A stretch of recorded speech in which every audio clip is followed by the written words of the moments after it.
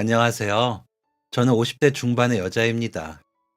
제 나이 또래 분들이 다 그러신 건 아니겠지만, 유난히 요즘 마음이 싱숭생숭하니 그러네요. 아이에게 좋은 일들만 많아 기분이 좋다가도 별거 아닌 거에 울기도 화를 내기도 하고요. 그래도 감사하는 마음으로 마음을 다잡곤 한답니다. 저랑 근 30년을 산 남편도 제가 낯설다고 할 정도이니 뭐가 이상하긴 한가 봅니다. 유난히 마음이 안 잡힐 때는 제가 가는 곳이 있어요. 가서 수다도 떨고 우리 딸 자랑도 하고 오면 기분이 좀 나아지고는 해. 요즘 더 자주 가는 곳인데요. 돌이켜보니 저희와의 인연이 어쩌다 그렇게 맺어졌나 싶어 소개해볼까 하고 이렇게 사연을 보냅니다. 사족이 길었죠. 본격적으로 이야기를 해보겠습니다. 저희 남편은 자영업을 합니다. 작은 사업체인데 제가 규모가 5인 미만 사업체라 제가 그냥 자영업이라 부릅니다. 남편은 싫어하지만요. 그래도 엄연히 사장님이신지라 송 사장님이라 불러는 드리죠. 워낙에 마음이 여리고 남 돕는 일에는 빠지지 않는 모습에 반해 결혼을 했더니 여전히 그러느라 커지지는 못하더라고요. 그래도 성실하기에 가져다주는 생활비 한 번 걸은 적 없었던 사람이었죠. 그러다 15년 전쯤에 믿었던 거래처 사장님이 고의로 도산을 하고는 중국으로 도망을 가 큰 코를 다친 적이 있었습니다. 남편도 그때 많이 놀랐는지 한동안 정신을 못 차리더라고요. 일단은 직원들 월급도 나가야 하고 사업체 운영은 해야 하니 집부터 팔고 어찌저찌 막아 사업체는 유지를 시켰습니다. 그 바람에 14살짜리 우리 딸은 태어나 처음으로 방 2칸에 거실 겸 주방이 있는 빌라에 살게 되었습니다. 중학교 막 올라가 친구들을 겨우 사귀고 있었을 아이가 마음이 상하지는 않을까 걱정이 되기는 했지만 이 또한 이겨내야 하는 일이기에 무던히 지나주기를 바라고 있었습니다. 남편은 믿었던 거래처 사장이 고의로 사기를 쳤다는 사실에 상심이 컸는지 한동안은 회사도 잘 나가려 하지 않았기에 그쪽이 더 급하게 느껴져 딸에게 신경을 많이 못 쓰기도 했고요. 한창 예민할 나이의 아이에게 지금 생각해도 미안한 일이랍니다. 그런데도 저희 딸은 오히려 엄마, 행복은 불행과 단짝이래. 우리 여태 행복했으니까 약간은 힘든 일도 있는 거겠지? 어쨌거나 아빠 회사 아주 망한 거 아니라며. 그럼 언젠가는 다시 잘 되겠지. 라고 의젓하게 말해줄 줄 아는 고마운 아이였습니다. 그래서 남편부터 다독이느라 아침 저녁으로 제가 회사에 데려다 주고 데리고 오는 생활을 한 3개월 정도 했던 것 같습니다. 제 회사보다 남편의 회사가 더 멀었는데도 그렇게 했습니다. 부부가 어려울 때 곁에 더 있어줘야 할 것 같더라고요. 그러다 문득 남편이 저에게 당신, 나 때문에 힘들지? 우리 선유도 아빠 때문에 힘들 거야. 그렇지? 라고 묻더라고요. 그래서 힘들긴 뭐가 힘들어? 당신이 죄 지었어? 당신이 나쁜 뜻으로 그 사람들 회사에 납품했어? 왜 당신 때문이야? 당신 잘못한 거 하나도 없어. 고의로 도산한 놈들이 나쁘지. 우리 다 같이 살 집 있으면 됐고, 당신 몸 안 상하고 일 다시 시작할 수 있으면 됐어. 우리가 뭐 길바닥에 나앉은 것도 아닌데 뭐가 문제야? 라며 별거 아니라는 듯이 말을 했더니 남편이 고맙다 라면서 울더라고요. 그런 남편에게 울지 마. 앞으로 더 잘 되려고 이런 일도 생기나 봐. 선유도 그러더라. 그간에 행복하기만 해서 잠깐 힘든 거라고. 그러니까 심기일전해서 다시 해보자. 라고 했습니다. 남편은 말은 못하고 연신 눈물만 닦더니 웃더라고요. 그렇게 눈이 퉁퉁 부어서 집으로 들어와 괜히 딸아이한테 안아달라고 조르더니 딸이 안아주니 씩 웃고 옷 갈아입더라고요. 솔직히 힘들지 않다면 거짓말이었겠죠. 작은 사업체였어도 벌이가 괜찮았고 그 일로 남편의 회사가 떠하는 비용이 꽤 되기에 약간의 대출도 받았거든요. 하루아침에 월세집으로 밀려난 심정은 당해보지 않으면 그 고통을 모를 겁니다. 하지만 너무 처져 있는 남편 앞에서 저까지 그런 티를 내고 싶지 않았고 남편을 몰아붙이고 싶지 않았습니다. 그 물량 맞추느라 야근도 한 달 내내 하면서 고생한 남편을 현실이 고대졌다고 비난할 수는 없는 일이기도 했고요. 좋은 게 좋은 거라고 생각했죠. 그래서 저는 그 극복 방법으로 남편을 더 챙기고 수고했다 하고 웃었습니다. 웃으면 복이 온다고 했으니 그 말을 믿었죠. 종교도 없지만 세상의 모든 신들께 기도도 했습니다. 제 마음이 변하지 않게 해달라고요. 제가 더 나은 사람이 될 수 있게 해달라고도 기도하면서 어려운 시기를 이겨내보자 했죠. 우리 가족이 서로가 서로에게 힘이 될 수 있는 것만으로도 행복이라고 생각했으니까요. 그런 저의 마음을 딸아이가 잘 헤아려 주었고, 한창 사춘기 시기의 아이임에도 한 번도 거칠게 마음을 표현하지 않았습니다. 물론 불평 불만을 말하기는 했지만 굉장히 차분하게 오목조목 구체적으로 말을 하는 바람에 아이에게 미안하다 한 적도 몇 번 있었습니다. 저희 아이가 언변에 능한 재주가 있어 사람을 설득을 잘하는 아이라 그런지 자신의 마음과 불만을 잘 설명해 주더라고요. 여자아이라 더 예민한 구석이 있으니 혹시나 하는 마음에 걱정을 했었는데 너무 잘 지나준 거죠. 진짜 감사한 일이라고 생각합니다. 제 친구들도 제가 전생에 나라를 구했을 거라면서 저희 아이 칭찬을 하고는 했거든요. 제 직장 동료들도 비슷한 또래 아이들에 대해 말하다 보면 아무리 순한 아이들도 한두 번은 큰 소리가 난다고 하던데 저희 부부는 아이와 그런 적이 없었거든요. 저도 신기해서 아이에게 어떻게 그렇게 매번 마음을 잘 다스렸냐고 물어본 적이 있었습니다. 그러자 아이는 눈이 동그래지더니 엄마, 꼭 화가 소리치고 몸짓으로 쿵쾅거린다고 화가 아니잖아. 나는 나대로 다 표현했어. 엄마랑 아빠가 잘 받아주니까 대화로 잘 끝난 거지. 나는 오히려 엄마랑 아빠가 대단하다고 생각했는데? 라며 놀라워하더라고요. 제 친구들 사이에서는 또 저희가 덮어놓고 화내지 않는 부러운 엄마 아빠였답니다. 그 말을 듣고 보니 또 그런 것 같아. 그래, 앞으로도 서로 잘 이해해주자 하고 웃고 말았습니다. 그때 다시 한번 느꼈죠.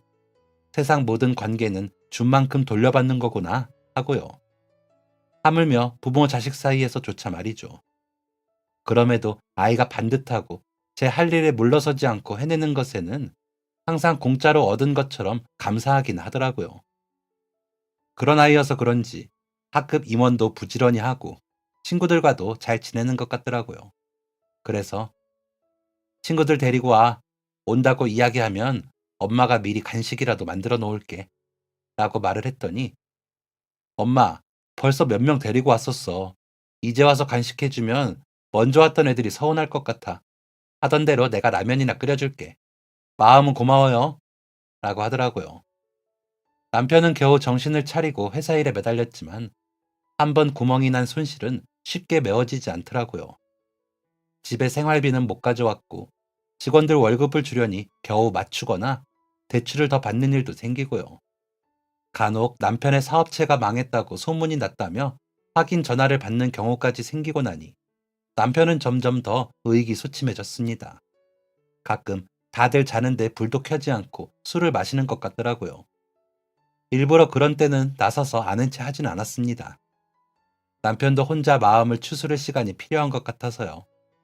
착하고 유순한 사람이지만 밝고 긍정적인 사람이기도 했기에 잘 이겨낼 거라 믿고 있기도 했죠. 그런데도 가끔은 불안한 마음이 불쑥불쑥 튀어나와 걱정이 되기는 했지만 제가 조바심을 낼수록 남편이 더 힘들어질 것 같아 일부러 참으며 아는 체를 안 했습니다. 결혼 생활 10년 만에 처음으로 산 집을 몇 년 만에 팔고 이사를 한 것도 모자라 빚이 늘었으니 그것만으로도 남편은 지옥을 살았을 겁니다. 그것도 모자라 사업체 매출은 점점 줄고 불안한 상황이 이어지니 그 기간이 길지 않아도 마음이 많이 쓰였겠죠. 게다가 소문도 안 좋게 나고요. 실제로 일부러 도산을 낸 그 회사와 거래하던 작은 사업체들이 줄줄이 폐업을 했다는 소식이 들리다 보니 남편은 두렵기도 했을 겁니다. 그리고 사기를 친 사람이 중국 어디에서 호화로운 생활을 이어가며 잘 살고 있다는 말을 들었을 때는 너무 괴로웠겠죠. 할 수만 있다면 직접 잡으러 가고 싶을 정도로 괴로웠을 겁니다. 그런데 그 사기꾼을 잡는 것보다 당장의 문제들을 해결하는 게 먼저였기에 속상했겠죠. 그런 상황이 이어지니 자연히 더 힘이 들었겠죠. 그런 남편이 마음을 쓸까 싶어 제가 받은 월급으로 빠듯이 생활을 하면서도 빚 지고 있지 않으니 괜찮다고 하고는 맞춰 살았습니다. 아이는 유행하는 바람막이 하나 사주지 못했는데도 별말 없이 지내주더라고요. 그런 아이였기에 자연히 눈치가 보였습니다. 많이 비싼 옷도 아니었는데 전처럼 사주지 못하니까요. 아이가 작아서 팔이 짧은 외투를 아무렇지 않게 걸치고 웃으며 학교에 가는 모습이 그렇게 짠하더라고요. 그런데도 입 밖으로 말은 못하고 그저 눈치만 보았죠. 그렇게 생활을 유지하고 남편 추스르고 아이 눈치 보느라 정신이 없어 이사 간 지 3개월이 지나도록 이웃에 누가 사는지 무슨 일이 있는지는 잘 모르고 지냈습니다. 간혹 마주치는 이웃들의 얼굴도 제대로 보지 못하고 인사만 했습니다. 말 그대로 제 문제만으로 머리가 터질 것 같아 다른 일에 신경을 쓸 수가 없더라고요. 누가 뭐라 하지도 않는데 혼자서 그렇게 남편과 아이의 눈치를 보면서 진이 다 빠진 것이었습니다. 남편과 아이는 또 그런 저의 눈치를 보았겠죠. 그렇게 서로가 불안하던 시절이었던 것 같습니다. 처음에 이사하고 3개월 정도는요. 그러던 어느 날 집에 들어섰는데 식탁 위에 수세미가 3개 가지런히 놓여 있더라고요. 알록달록 예쁜 색실로 뜬 수세미는 꽃 모양도 있고 딸기 모양도 있고 스마일 모양도 있더라고요.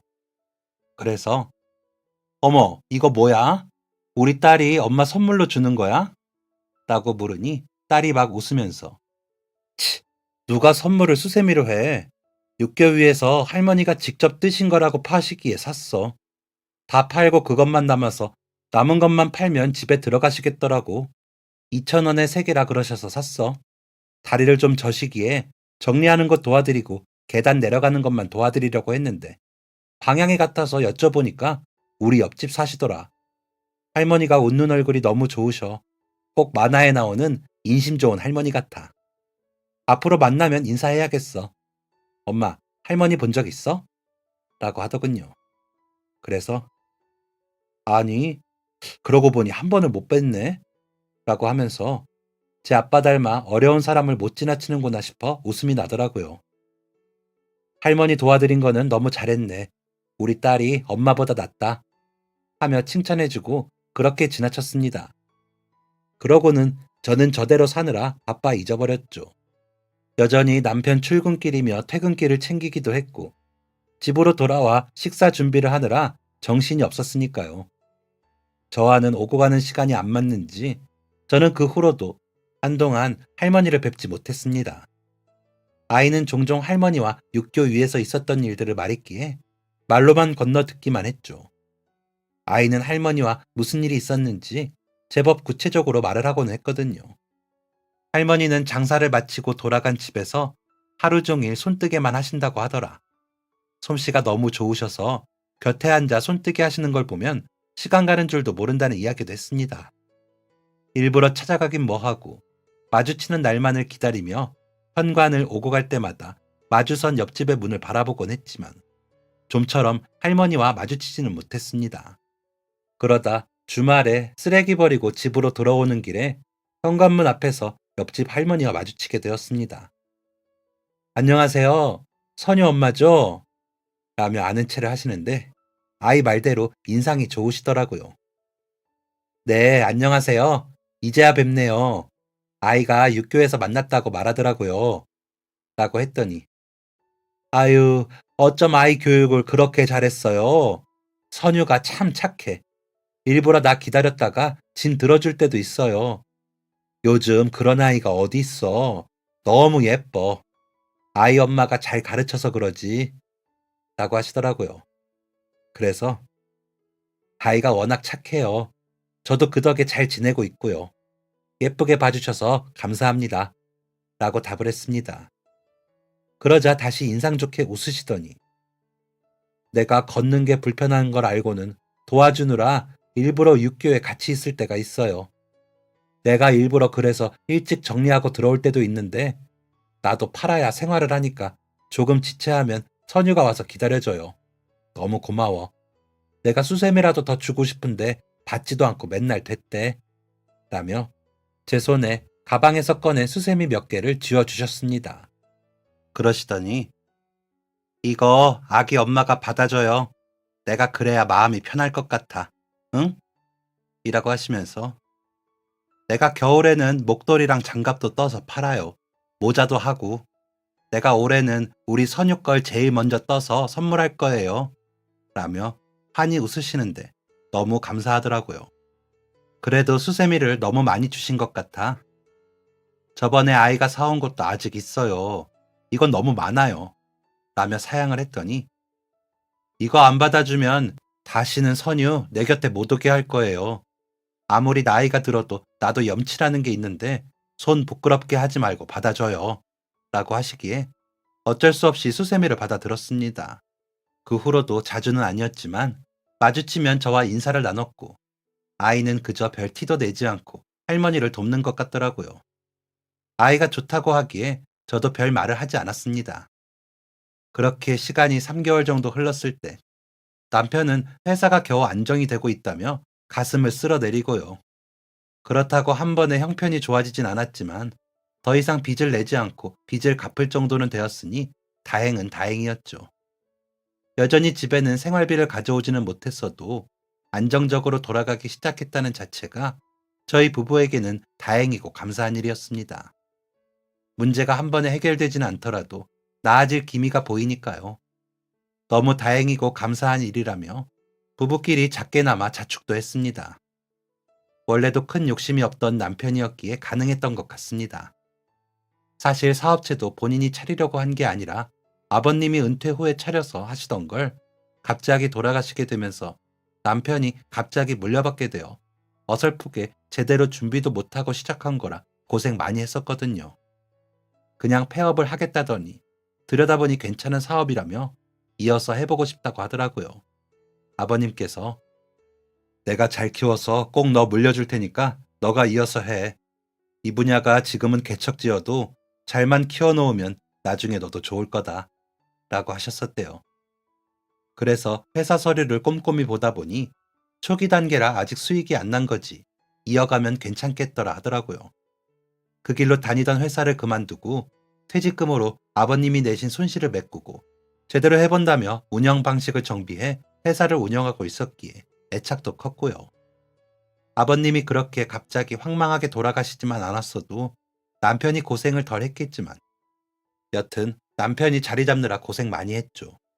거래처도 아버님 때부터 하던 회사들과 돈독하게 지냈고 수익을 내기 시작할 때 그 난리가 났던 거였죠. 얼마나 많은 회사들과 엮였는지 한동안 주변 다른 회사들도 어려웠다고 들었습니다.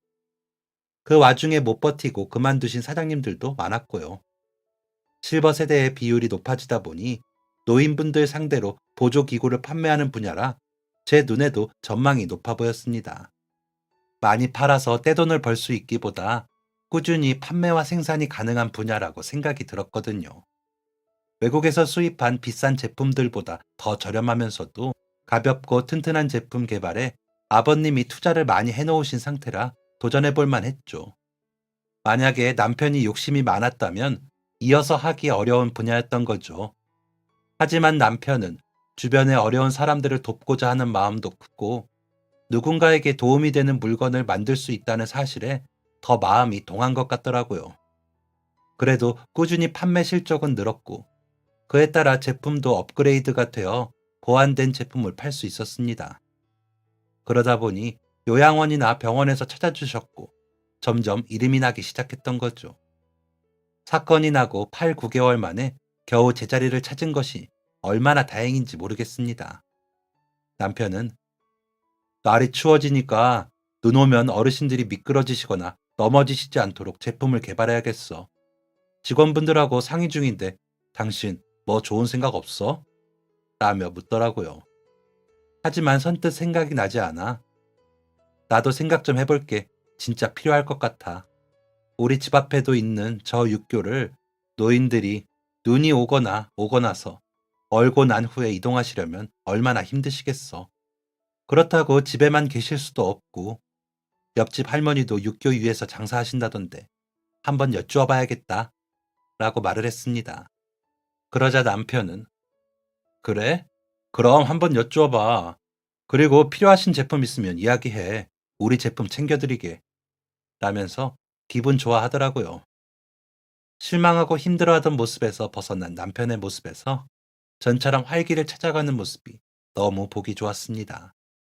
그래서 자주 마주치지는 못하는 할머니께 여쭈어 보겠다고 큰 소리를 쳤죠. 그런데 그날 딸아이가 집으로 오더니 엄마, 오늘은 할머니가 안 나오셨더라고. 어제 그런 얘기 없으셨는데. 라고 하기에 어디 가셨나 보다. 갑자기 가셨거나 선유한테 말하기 쑥스러우셨던 거 아닐까? 하고 답을 하고는 별일 아니겠지 싶었습니다. 그래서 혹시 내일 할머니 만나면 이동하실 때 보조하는 기구들의 어떤 점들이 불편한지 아니면 겨울철 눈이 오거나 그 후에 어떤 부분이 있는지 여쭤봐 줄래? 엄마보다는 선유가 더 많이 마주치니까 하고 아이에게 역할을 맡기기까지 했습니다. 아이는 임무까지 맡다 보니 마음이 더 쓰였는지 엄마, 혹시 할머니 보면 나랑 만나서 같이 들어오자고 꼭 이야기해줘. 그래야 나도 그런 거 여쭤보지. 라고 하더니 학교에 가더라고요. 그래서 저도 출근을 하며 옆집에 무슨 소리가 나나 싶어 귀를 기울여 봤지만 아무 소리 안 들려 어디 가셨나 하며 출근을 했습니다. 그날 저녁 퇴근해 집으로 와보니 엄마, 아무래도 할머니 무슨 일 있으신가 봐. 오늘도 육교에 안 계셔서 집을 두드렸는데 아무 소리도 안 나는 거야. 몸이 안 좋으셔서 못 일어나신 것 같아. 어떻게 옆집 문을 열고 들어갈 방법이 없을까? 라며 아이가 어쩔 줄 몰라 하더라고요. 그도 그럴 것이 아이에게 들어보니 할머니가 가족분들이 안 계시다고 하더라고요. 결혼을 하시긴 하셨는데 아이를 낳기도 전에 남편분과 헤어지셔서 친정으로 돌아가 사시다가 친정 부모님 돌아가시고 형제들 흩어지고 하다 보니 혼자였다고 하신 걸 저에게도 아이가 전에 이야기했었거든요. 그래서 아이는 더 걱정이 된다며 발을 동동 구르는 상황이었고요. 혹시나 혼자서 쓰러지시기라도 했으면 큰일이라는 생각에 119에 신고를 했습니다. 저희 친정 엄마도 돌아가시기 전에 혼자 쓰러진 걸 이웃에서 연락해 주셔서 병원에 가 위기를 넘기신 적이 있었거든요. 그 생각에 저도 신고를 할 수 있었습니다. 놀라고 당황한 아이를 진정시키면서도 저도 진정해 보려고 노력했습니다. 하지만 좀처럼 마음이 차분해지지는 않더군요. 구급대원은 문 밖에서 여러 차례 확인을 하더니 문 손잡이를 뜯더니 할머니의 현관문을 열었습니다. 혹시 모를 상황을 대비해 제가 먼저 들어갔는데 집 입구부터 싸늘한 한기가 느껴졌습니다. 육교 위도 상당히 시려우셨을 텐데 할 정도로 집은 추웠습니다. 그런 바닥에 할머니가 이부자리에 누워 계시더라고요. 구급대원들은 할머니의 생사를 확인하셨고 그제야 할머니의 아이고 하며 앓는 소리를 들을 수 있겠더라고요. 일단은 응급실로 모신다는 구급대원의 말에 아유 아니에요. 그냥 약 먹고 좀 잤어요. 괜찮아요. 하시더라고요. 할머니 말씀으로는 몸살이 나서 약을 드시고 그냥 주무셨다는데 집이 너무 냉골이라 제가 다가가며 할머니 난방은 왜 다 꺼두셨어요? 저희가 난방을 돌릴 테니까 일단 방이 좀 따뜻해질 때까지 응급실 가서 치료받고 오세요. 병원비 걱정은 마시고요. 하면서 할머니가 누워 계시던 이불 속을 만졌는데 그것도 겨우 할머니 체온이 데우고 있을 뿐 얼음장이었습니다. 깜짝 놀라 할머니 장판이라도 켜시지 이불 속도 추워요. 이러니 몸살이 나시죠. 라고 했더니 아휴 아니에요. 가스는 끊겨서 음식도 버너에 해먹는데 전기장판은 고장이 났는지 갑자기 며칠 전부터 안 돼. 그래서 그런 거야. 괜찮아요. 하시는데 그대로 계시다가는 할머니 큰일 나실 것 같아. 그럼 일단 저희 집으로 가세요. 저희 집에서 몸 좀 녹이세요. 하고는 할머니를 부축해 저희 집으로 모셨습니다. 일단 비상약을 드리고 난방을 켜고 아이 방으로 모셔서 누우시게 했습니다. 저희 집에 전기장판이 아이 방에만 있었거든요. 남편이 워낙 더위를 많이 타 저는 전기장판을 못 갈았어요. 아이는 추위를 잘 타는 아이라 전기장판을 깔아주었죠. 할머니는 좀 따뜻해지니 몸이 풀리셨는지 이내 잠이 드셨습니다. 남편은 문고리를 고치고 할머니 집을 문단속하고 왔고 아이가 죽을 끓이겠다며 쌀을 씻기에 제가 마무리하여 죽을 끓였습니다. 할머니께서 깨시면 드시게 하려고요. 아이가 불편할까 싶어 오늘만 아빠랑 자. 엄마가 할머니 곁에 있을게. 아빠가 내일 시간 내셔서 동사무소에 할머니 지원받으실 거 있는지 알아보신대. 당분간은 할머니 여기 계시게 할 것 같아. 라고 했더니 고개를 끄덕이면서 엄마, 그런데 전기장판이 얼마나 해? 라고 묻더군요. 그래서 가격대야 다양하지. 저렴한 건 저렴하고 두툼하고 좋은 건 비싸고 라며 대답을 했더니 고개를 끄덕하더군요. 그렇게 그날 밤을 지냈습니다.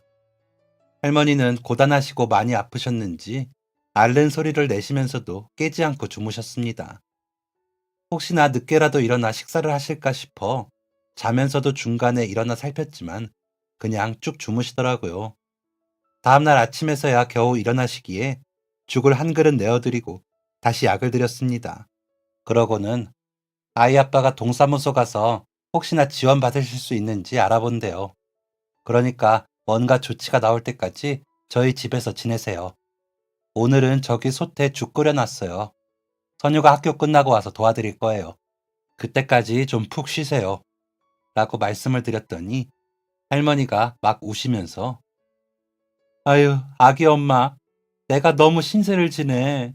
매일 선유가 도와주는 것도 내가 은혜를 못 갚았는데 이렇게 병간호까지 하게 했어. 미안해. 내가 면목이 없어. 라면서 흐르는 눈물을 막 닦으시는데 마음이 너무 좋지 않더라고요. 저희 친정엄마 생각도 나면서 마음이 아팠습니다. 저희 친정엄마께서는 딸만 셋을 낳고 구박이란 구박을 다 받으시다가 술에 도박에 바람까지 피우는 아버지의 폭력을 견디지 못하고 이혼을 하셨거든요.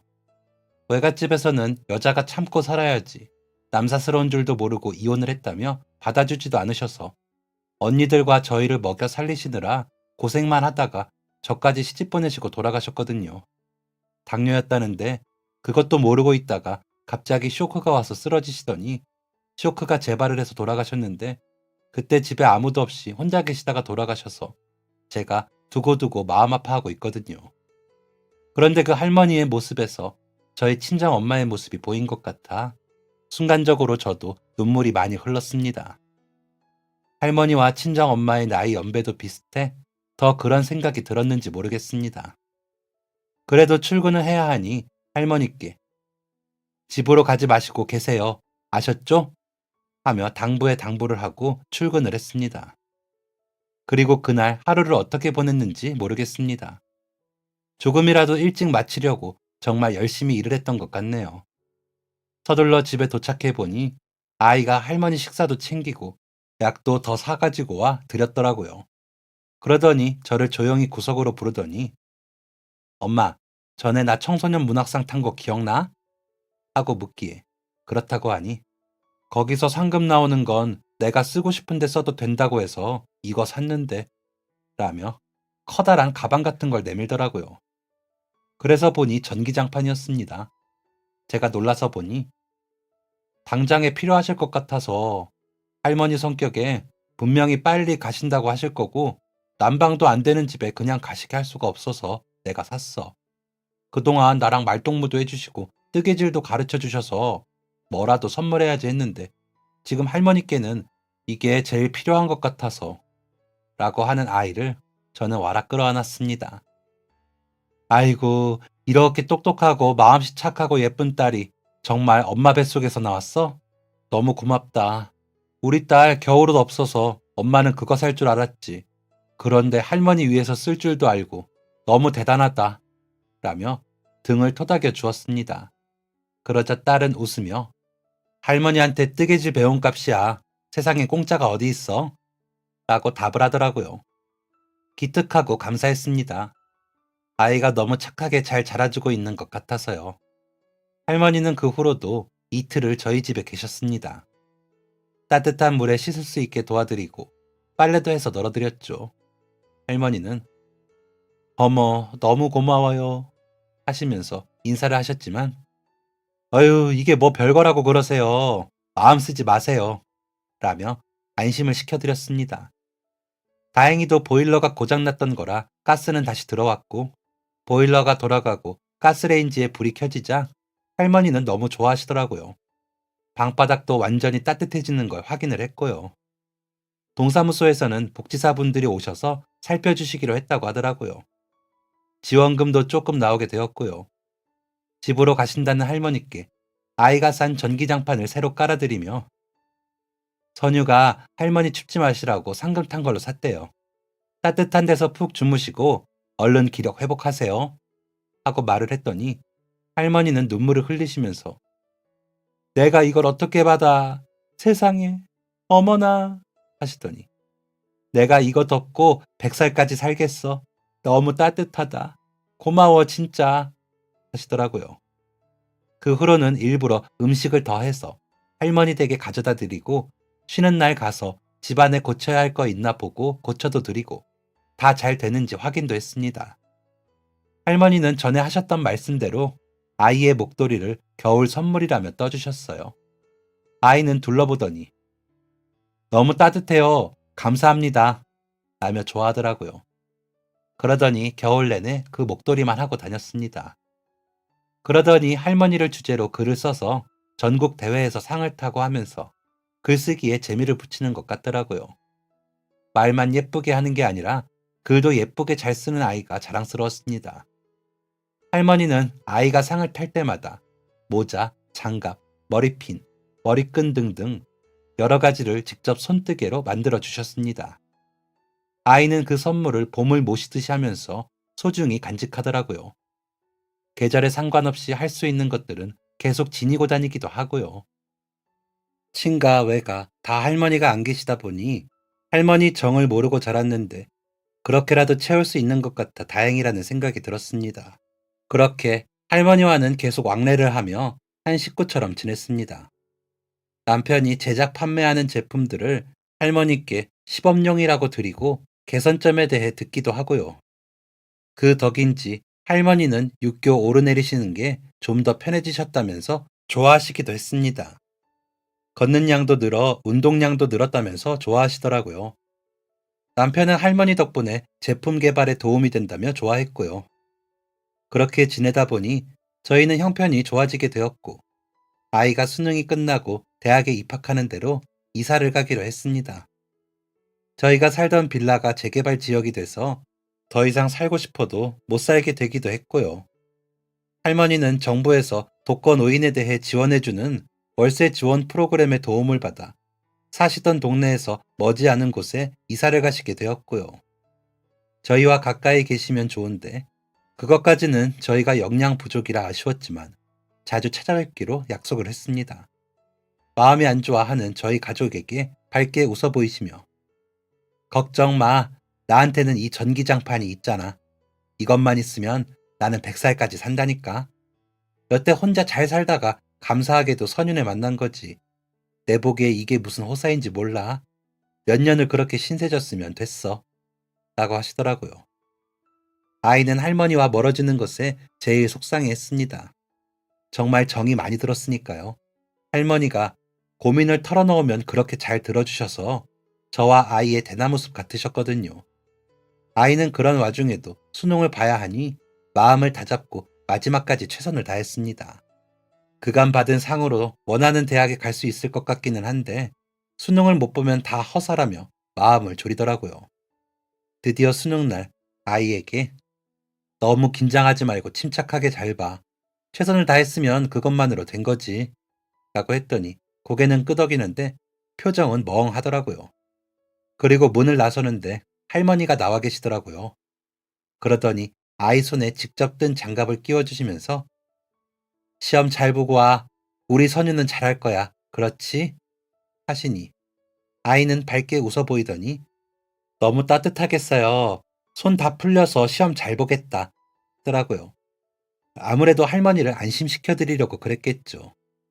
모두가 정신없이 서두르느라 그 장갑을 껴보지도 못하고 그렇게 할머니와 인사를 하고 남편과 저, 아이는 수능 고사장으로 향했습니다.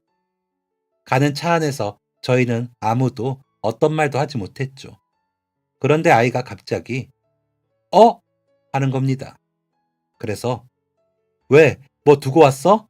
라고 물으니 "엄마, 이거 돈이지?" 하면서 펼쳐 보이는데 100만 원짜리 수표가 3장이 돌돌 말려 장갑 속에 있었던 거죠. 저희 식구는 할머니가 깜빡하고 넣어 놓으시고는 잊어버리셨나 보다 하면서 돌려드리자고 했습니다. 그래서 아이에게 그 돈을 받아 다시 집으로 가서 할머니 댁 현관을 두드렸습니다. "할머니, 이게 아이 장갑에서 나왔어요. 이런 거 잃어버리시면 어떻게 해요?" 라며 내밀었더니 할머니는 그 돈을 다시 제 쪽으로 미시더니 "이거 선유 등록금에 보태. 이사하고 하면 빠듯할 거 아니야? 내가 그동안 그 집 덕을 그렇게 봤는데 이 정도는 하고 싶어. 나 진짜 열심히 모았다. 그러니까 제발 거절하지 말고 받아줘. 안 그러면 너무 내가 처량할 것 같아." 라고 하시는 겁니다. 하지만 300만 원이라는 큰 돈을 넙죽 받을 수는 없어. 저는 발을 동동 구르며 "할머니, 이거 너무 많아요.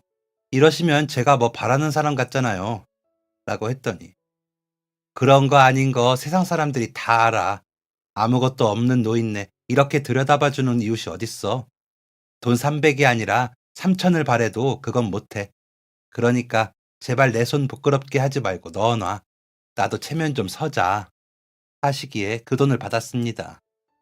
시험을 마치고 집으로 돌아온 아이에게 전달하면서 "이건 선유가 가지고 있다가 등록금 내자. 할머니가 너무 그렇게 하고 싶으시대." 라며 아까의 일을 이야기했더니 조용히 눈물만 흘리더라고요. 그러더니 벌떡 일어나 할머니 댁으로 가더니 "할머니, 할머니 맛있는 거 드시고 병원에나 좀 가시지. 제 등록금은 뭐하러 챙기세요. 저는 이제부터 아르바이트도 하고 할 건데." 라며 울먹이며 때를 부리더라고요. 할머니는 그런 저희 아이를 부드러운 눈빛으로 보시더니 "이렇게 예쁜 아이와 인연이 닿았는데 뭐라도 하고 싶어서 그러지. 선유야, 너는 진짜 좋은 아이야. 이 할미는 선유가 세상을 빛낼 아이라고 생각해. 그 발걸음에 조금이라도 보태면 나중에 내가 복을 받을 것 같아. 그러니까 사양하지 말고 받아줘." 라고 하시더라고요. 아이는 그런 할머니를 부둥켜 안더니 엉엉 울더라고요. 그 눈물은 할머니가 아끼며 고생하셨을 걸 알기에 흘리는 눈물이라는 걸 저 역시도 알아서 저도 또 눈물이 나고요. 정부 보조금 조금에 뜨개질로 한 땀 한 땀 만든 물건들을 매일같이 노점에서 팔아서 먹을 건 못 드시고 아프신 것 참아가며 만드신 귀한 돈이라는 걸 우리는 모두 알았기에 더 값지고 고귀했습니다. 마음 같아서는 돌려드리고 싶었지만 그렇게 하시는 할머니의 마음을 알았기에 함부로 하지도 못했고요. 그래서 앞으로 받은 것보다 더 잘해드리자는 생각을 했죠.